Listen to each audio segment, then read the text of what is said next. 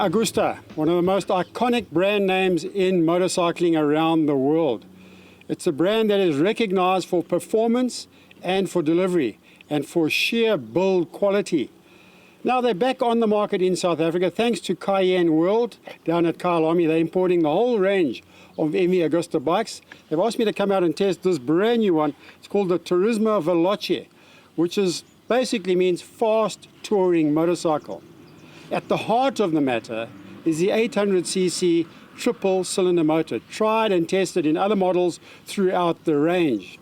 Where this bike is a bit different to the other MVs on the market, well, it's a bit of a history lesson because MV Agusta was bought out by Mercedes-Benz not too long ago. So they've got involved in the development and design of these motorcycles.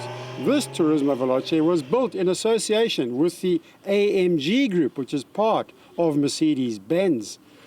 Now, what they've done is they've got involved in the electronics of the motorcycle, that is AMG have. And I must say that by far the best comprehensive clock layout we've ever come across on a motorbike is on this particular model. Also the electronics of the bike. AMG have refined the electronics, and with their technology combined with the engineering of MV Agusta, they've come out with something rather special. There can be no doubt that the bike wars are centering around the electronic packages they come with. Rider aids and information is key. Traction control, anti-lock braking and engine mapping options are numerous on the MV. There is also a speed limiter and cruise control button. The information available to the rider is almost overwhelming, and a simple scroll through the menu allows you to choose what kind of ride you would like. A novel feature is a Bluetooth link to your mobile phone where you can see incoming calls and messages on the digital layout, as well as navigational aids. The throttle control is ride-by-wire, which means there is no throttle cable at all. This is all electronically controlled. The quick shift mechanism fitted to the gear change lever works well, and an added feature is the auto blip mode on downshifts. MV Agusta are renowned for performance motorcycles. In fact, when they built their F4R superbike, it really took the world by storm. Quite expensive, but so beautifully built and very fast. But the designers back in Italy decided they had to appeal to a larger market, a mass market. And that's why they're building bikes like this, more touring orientated, more commuting orientated. You still get the fabulous MV Agusta build, like the hand stitch seat and that type of thing.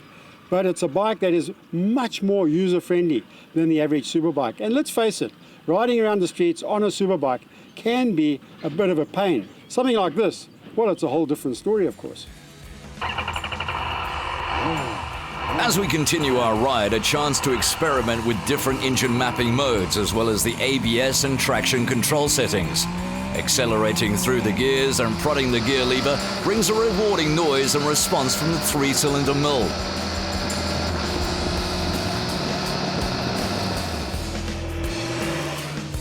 Throttle response is instant and does bring out a bit of hooliganism. Everyone would love to be a stunt rider, and wheelies into third gear are simple on this MV.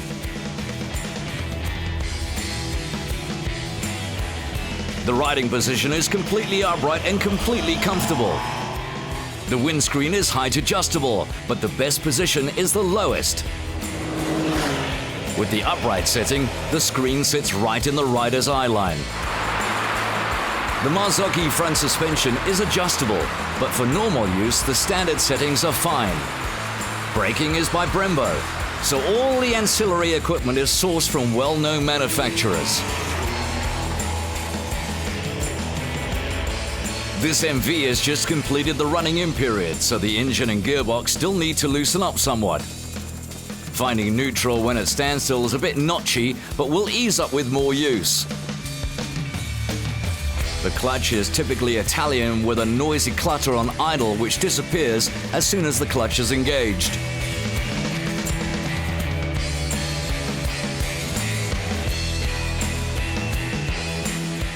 Fast touring is what this bike is all about, and it can cruise comfortably at a high speed for hours on end. Fuel consumption attained today is 18 k's to the litre.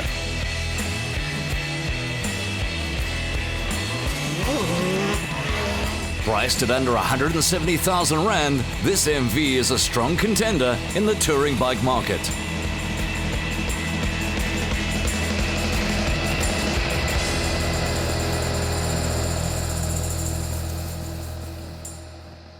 Light alloy parts are the norm for limiting mass, but the way the Italians make those parts into works of art never ceases to amaze us. Good protective bodywork and standard road tires allude to the touring capability of the MV. Lighting looks like it comes from a Mercedes-Benz and is extremely bright at night. The two-tier seat means that the pillion passenger will be perched up quite high behind the rider, but an ample grab rail is provided. 3 stubby silencers for the 3-pot motor, which does sound glorious on full throttle. A chrome molly trellis type frame houses the motor. And the obligatory single-sided swing arm for quick rear wheel changes. Rear suspension is taken care of by an adjustable Sachs unit, and from any angle, the MV Turismo Veloce is a stunning beast.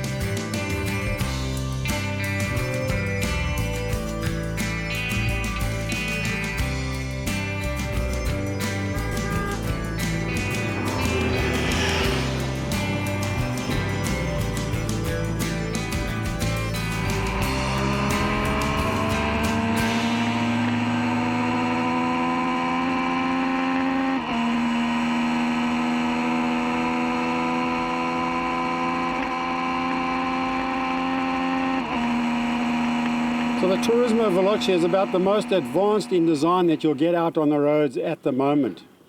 It's also an exclusive motorcycle. When you buy the MV Agusta name, you know you're buying something that very few other people in the world have. So I've been out and about with this motorcycle for the last couple of weeks getting used to it. And today we've been out filming the bike, having a bit of fun with it. And as you can see, it really is a bike that can take care of all types of conditions. So my only regret right now is that I have to go back to Cayenne at Kyalami and hand them back the motorcycle. Because I really do think this is a bike that could be a contender for Bike of the Year and also a contender in the general market.